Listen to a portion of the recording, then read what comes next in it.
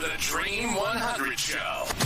The epicenter of influence, collaboration, and exponential growth. You're about to discover the power of relationships. Dream 100 relationships. And you're one relationship away from a totally different business and life. This is your host, Michael Tasner.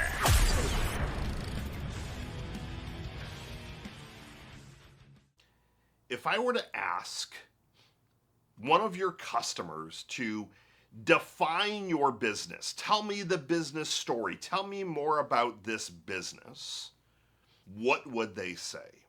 One of the aspects of all things marketing and advertising is the power of positioning. I've been having a lot of questions of people that listen to the podcast week in and week out, and I'm grateful. I love doing this. You don't hear me pitching things almost never. I just do it to try and give back, to train you and give you some insights from things that I'm doing all day, every day, successes that I'm seeing, and just pay it forward. But I've been getting a lot of people reaching out and saying, I'm attracting the wrong type of client. I'm attracting the wrong buyers to my website. We got 20,000 visitors over the last month and we've only sold X amount. We've done all these discovery calls, which are typically the first portion of a sales call, and almost none of them moved to the next stage because they weren't qualified. What am I doing wrong? Now, there's a lot to unpack here, but when it really kind of boils down to is if your positioning is off, you're going to attract the wrong people. Now, that sounds really, really simple. But when I have asked the question back, so someone reaches out and says, Michael, let's use the 20,000 visitors to the website. So it's an e-commerce business. And they sent a note saying, how could I deploy the Dream 100 within this business? And I gave some ideas. And B, they sent a screenshot of their traffic and said, of this, our conversion rate was absolutely dismal. Now, with e-commerce, I mean, there's a lot of other things that I need to look at. I need to see the type of traffic that came to the website. I need to look over the website. Is it optimized correctly? There's a lot. But I lasered in on one thing. This was a premium product. They're charging a premium price, but the website was designed on Wix. The logo, said with love and respect, was something that their child that's in high school made in graphic design class. The website copy had typos. To me, just in looking at the positioning, I would have guessed that this was just a hobby business. Now, I understand that there's a certain kind of fake it till you make it, and there's a, hey, we've got to try and ship it, and I'm a big believer in the concept sloppy success. I've used this phrase often, and that's about putting something out, seeing what the market says, and getting better and better. But when you're aiming to drive a certain demographic, when you're aiming to drive a certain buyer, you have to make sure that you are in the zone with that particular buyer. You're in their head, and you're able to craft the experience from them seeing something to going through the entire funnel. So they were advertising on Facebook, and their Facebook ads looked really great. They paid a high-end person to make a really great video ad, and it showcased the product well. So that grabbed the attention. The targeting was grabbing the right people. They were targeting people that were in country clubs. They had all the targeting down perfect. Hence, they were driving a lot of traffic for a pretty inexpensive price. So step one, phase one, working beautifully.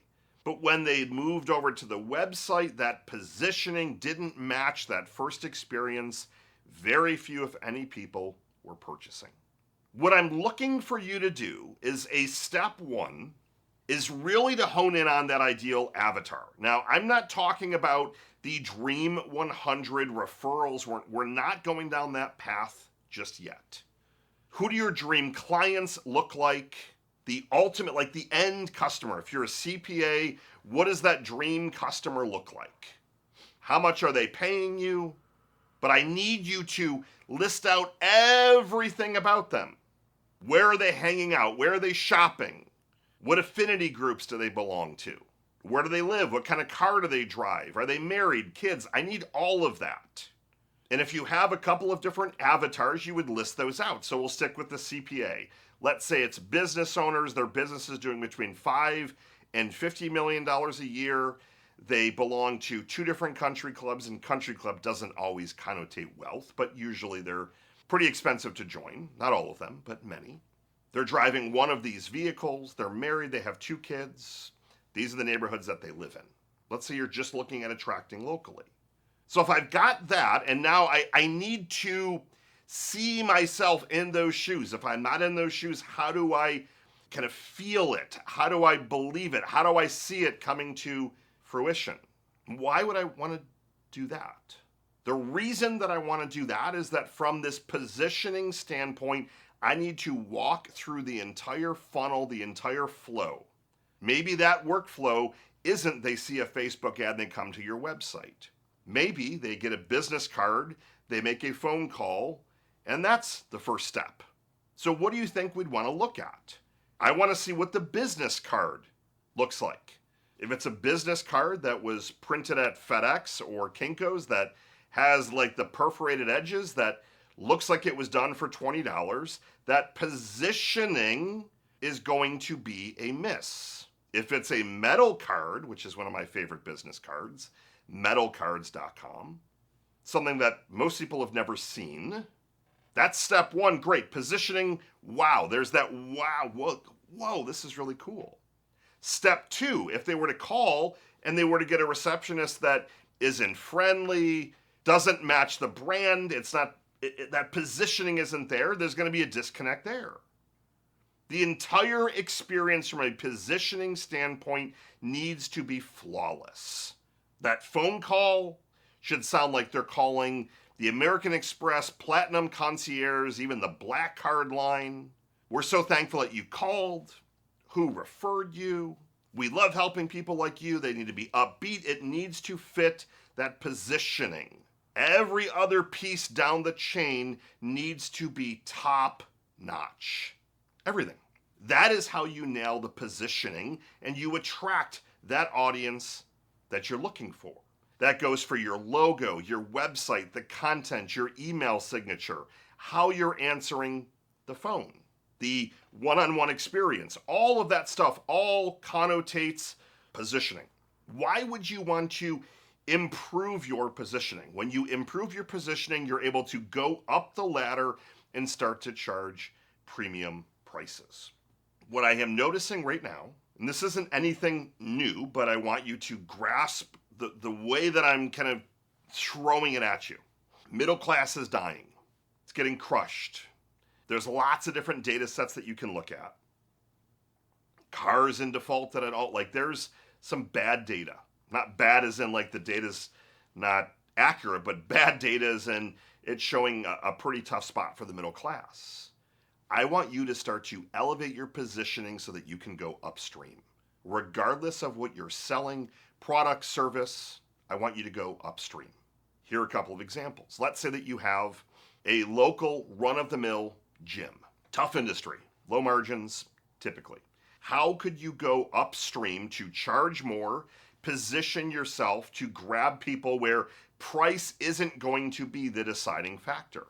You change yourself into a boutique. You get into the minds of those people that want the boutique experience. They probably don't care as much about the fitness side, as bad as that sounds. They might care more about, do you have a Starbucks in there? And it's going to be tough to get a Starbucks inside of a smaller fitness center. But what's the coffee like? Is there a smoothie bar? Are there some areas where they can socialize and gossip and talk? And not to say that everyone does that, but it's they often will treat their boutique fitness clubs as a social hour. What are the things that are most important to them? As you then change your positioning, you could go from being a $20 a month gym to being a $200 membership literally overnight by changing your positioning, changing what's in your location. Like you can't just change a logo and all of a sudden charge $200 versus $20. but by elevating your brand and changing the positioning. There was a local bakery in my neighborhood that was absolutely getting crushed by Wegmans is one of the main grocery stores in my area. So the bakery section at Wegmans is pretty large. They were getting crushed. This local bakery was literally like 2 minutes away from Wegmans. What do? They changed their positioning. They changed their offerings to offer organic everything. Everything is organic flour, like all the more unique things, the more, I guess, healthy things, dare I say. And they were able to now start charging premium prices. Your positioning has a direct correlation to your prices. Many years ago, I lost a deal that would have been a very, very large deal. Pitched it out, quoted it.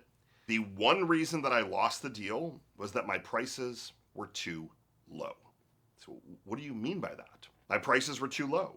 People associate a higher value with a higher price. I had some of the positioning. I didn't have everything dialed in, and the nail in the coffin was that my price didn't reflect what we are aiming to attract. We thought we were giving a great price and a great investment, and they said, everyone else is charging $50,000, you're charging $10,000, for example. There's got to be something wrong. So when you start to look at your business, how can you elevate so that you can start to go upstream to a better, more financially stable customer? That is what you're going to have to do the next 6 to 12 months. You're going to have to go upstream. I want you to go through and to do an audit. I want you to look and see, what do your current customers look like? What do your prospects look like? What is that perfect Dream 100 if you only had that customer? What do they look like? And then again, you need to add all of the other layers so that you can start to put the pieces of the puzzle together. That's a step that often gets overlooked, it gets missed, it gets skipped. I want to know all the places they're hanging out so I can look at the positioning there. I can see the logos, the fonts, the imagery. If you're trying to charge premium prices, go through your exact marketing funnel. Look at your emails, your website. Does that stuff match what you're trying to charge? If you want to be the premier landscaper in town, you better find a way to elevate your positioning. That means not just a fancier website. That means better trucks, better mowers. That means staff that maybe wear polos, that actually, not saying that landscapers don't dress nicely, but usually they're in, clothes that are worn or worn out, or, it's because you're usually wrecking clothes. But maybe this landscaping company, everyone wears a polo. Maybe when they're done mowing the lawn, maybe they leave something on your front porch as a small thank you, or once a month.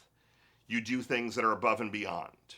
All of that stuff that people start to talk about ends up baking itself in to your positioning. You elevate your stuff to a different level. That $25 a week grass cutting service, you can now charge $50 by just positioning yourself at a higher status and making some, not all, tweaks across your business. But think about that. Landscapers, what if you were to look and see, there's a couple of mowers that I know in particular that cut the lawn completely differently than any other mower out there. They're traditionally used in stadiums, like NFL stadiums, ballparks, things like that. What if you had those mowers? I believe they're pretty expensive. But if that lawn looks different than everything else, I can promise you have that premium positioning. You match everything else, your brand, the logos, the websites, the content, the experience matches that. You can charge so much more, have a better customer, be more profitable, and outshine the competition. Positioning is beyond important, and it's all those small little details. So go out there, audit all of your stuff, and pick one or two things that you can do in the next 2 weeks to elevate your positioning. Michael Tasner signing off. Good morning, good afternoon, and good night. I'll see you next week.